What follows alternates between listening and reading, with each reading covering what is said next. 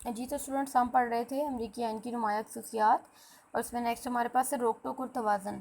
ابھی ہم نے پڑھا کہ مونٹیسکیو کا جو نظریہ تقسیم اختیارات تھا اس پر امریکہ میں عمل کیا گیا تھا، آئین میں اس کو متعارف کروایا گیا تھا، لیکن آئین کے رائج ہونے کے 1 سال بعد ہی یہ اندازہ ہو گیا تھا کہ تقسیم اختیارات کے باعث نظام حکومت کو چلانا کافی مشکل ہے اور اس پر مکمل طور پر عمل نہیں کیا جا سکتا۔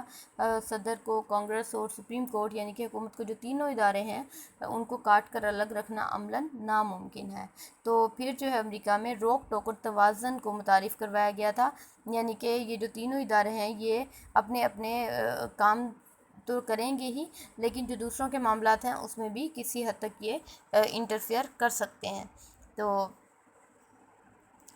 اس میں کانگریس اور قانون سازی کے امور کے حوالے سے یہ تھا کہ صدر کو کانگریس کے قانون سازی کے امور میں مداخلت کا حق دے دیا گیا تھا۔ اس سے پہلے کیا تھا، صدر کانگریس کے امور سے بالکل الگ ہوگا، یعنی کہ مقننہ انتظامیہ اور عدلیہ تینوں بالکل الگ ہوں گے، لیکن اب روک ٹوک اور توازن کے تحت صدر کے پاس یہ اختیارات تھے کہ وہ قانون سازی کے امور میں مداخلت کر سکتے ہیں، اور کسی بھی قانون کی جو آخری منظوری ہوتی ہے وہ صدر پاکستان ہی دیں گے۔ ہمارے ہاں بھی ایسا ہی ہوتا ہے، کوئی بھی بل پاس ہونے کے بعد اس کی فائنل توثیق جب صدر کرتے ہیں تو وہ قانون بنتا ہے، اور امریکہ میں بھی اسی طرح کا سسٹم تھا۔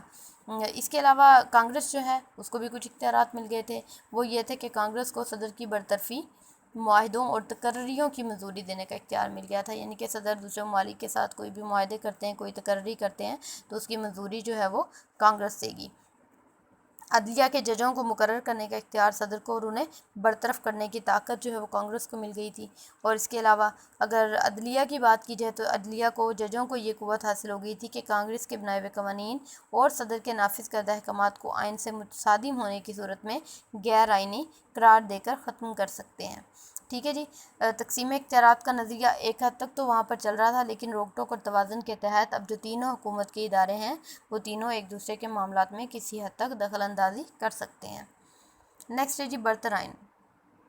امریکہ میں جو آئین ہے اس کو تمام قوانین سے، افراد سے، اداروں سے برتر حیثیت دی گئی تھی، اور کانگریس جو ہے وہ کانگریس، صدر یا سپریم کورٹ آئین کے تحت کام کرتے ہیں، اور کوئی بھی ملک میں ایسا قانون نہیں بن سکتا جو کہ آئین کے خلاف ہو۔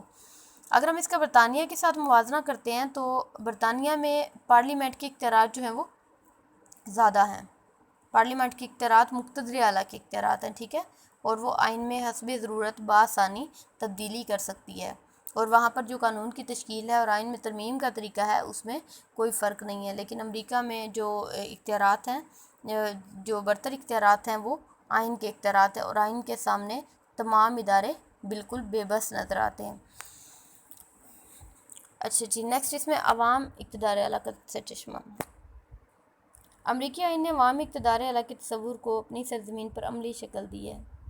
اگر ہم برطانوی آئین کے حوالے سے اس کا پھر کمپیریزن کرتے ہیں تو برطانیہ کے جو آئین ہے اس میں اقتدار اعلیٰ پارلیمنٹ کو حاصل ہے۔ ہم نے پیچھے اختیارات کو دیکھا ہے تو برطانیہ میں پارلیمنٹ کے پاس بے پناہ اختیارات ہیں، اس کے علاوہ اقتدار اعلیٰ بھی پارلیمنٹ کو حاصل ہے۔ اگر پاکستان کی بات کرتے ہیں تو پاکستان میں اقتدار اعلیٰ کی مالک جو ہے وہ خدائے بزرگ و برتر کی ذات ہے۔ اقتدار اعلیٰ کا مالک اللہ تعالیٰ ہے، کیونکہ ہم مسلمان ہیں تو ہمارا یہی نظریہ ہے کہ اقتدار اعلیٰ سوورینٹی جو ہے وہ اللہ تعالیٰ کے پاس ہے۔ لیکن امریکہ کے آئین میں اقتدار اعلیٰ کی ملکیت عوام کو حاصل ہے، اور تمام اختیارات اور اقتدار کا سرچشمہ جو ہے وہ عوام ہے۔ اور آئین جو ہے امریکہ کا، اس کے افتتاحیہ میں یہ چیز درج ہے کہ ہم ریاست متحدہ امریکہ کے عوام اس آئین کی تشکیل ریاست متحدہ امریکہ کے لیے کرتے ہیں۔ اچھا جی، نیکسٹ ہے غیر لچکدار آئین۔ اب غیر لچکدار آئین کون سا ہوتا ہے، یہ چیز اب تک تو آپ کو کلیئر ہو چکی ہوگی۔ وہ آئین جس میں تبدیلی کرنا قدرے مشکل ہو وہ غیر لچکدار آئین کہلاتا ہے، ٹھیک ہے۔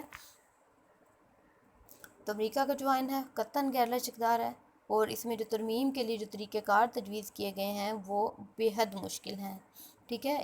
ایک بھی ترمیم اگر پیش ہوتی ہے پارلیمنٹ میں، اس کو پیش کیا جاتا ہے ایک بل کو، تو اس میں ترمیم ہوتے ہوتے کئی سال کا عرصہ گزر جاتا ہے۔ امریکہ کے آئین میں اب تک 27 ترامیم ہو چکے ہیں، ٹھیک ہے، جس میں سے 10 جو ترامیم ہیں وہ پہلے سال ہی وجود میں آ گئی تھی، اور اس کے بعد جو بعد کے سال ہیں اب تک 233 یا اس سے بھی زیادہ سال گزر چکے ہیں، ان سالوں میں صرف 17 ترامیم ہوئی ہیں، جو کہ بہت کم تعداد میں ہیں۔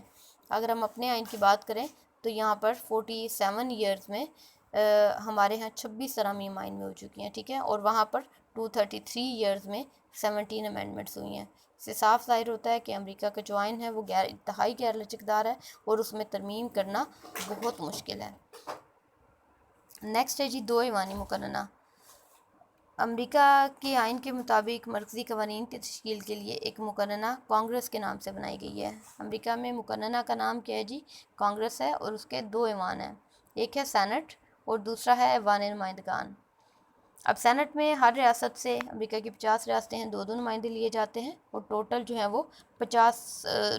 وہ 100 نمائندے ہوتے ہیں، ٹھیک ہے جی۔ اس کے علاوہ ایوان نمائندگان جو ہے اس میں آبادی کی بنیاد پر ہر ریاست اپنے نمائندے بھیجتی ہے، ٹھیک ہے جی۔ آج کل ان کی تعداد جو ہے وہ 435 ہے، جس بھی ریاست کی آبادی زیادہ ہوتی ہے وہاں سے زیادہ نمائندے ہوتے ہیں ایوان نمائندگان میں، اور جہاں جس کی آبادی کم ہوتی ہے ان کے نمائندے بھی کم ہوتے ہیں۔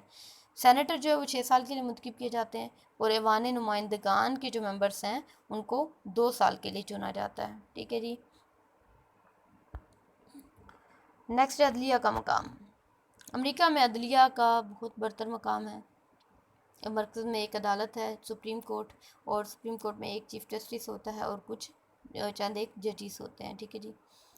تقسیم اختیارات کا جو اصول تھا اس کے تحت سپریم کورٹ کو جداگانہ، آزاد اور بڑی حد تک خود مختار حیثیت دی گئی ہے، اور امریکی سپریم کورٹ کو کانگریس کا تیسرا ایوان کہا جاتا ہے، جو کہ قانون سازی بھی کرتی ہے اور مقننہ کے بنائے ہوئے قوانین کو سرے سے مسترد کرنے کا اختیار بھی رکھتی ہے۔ اسے جو ہے نا وہ عدلیہ کا مقام بہت زیادہ بلند ہو جاتا ہے کہ عدلیہ اگر چاہے تو مقننہ کے بنائے ہوئے قوانین کو، اور ہم نے پیچھے دیکھا کہ وہ صدر کے احکامات کو بھی اگر عدلیہ کو لگتا ہے کہ یہ آئین سے متصادم ہے، آئین کے مطابق نہیں ہے، تو وہ ان کو مسترد کرنے کا اختیار رکھتی ہے۔ عدالتی جائزہ۔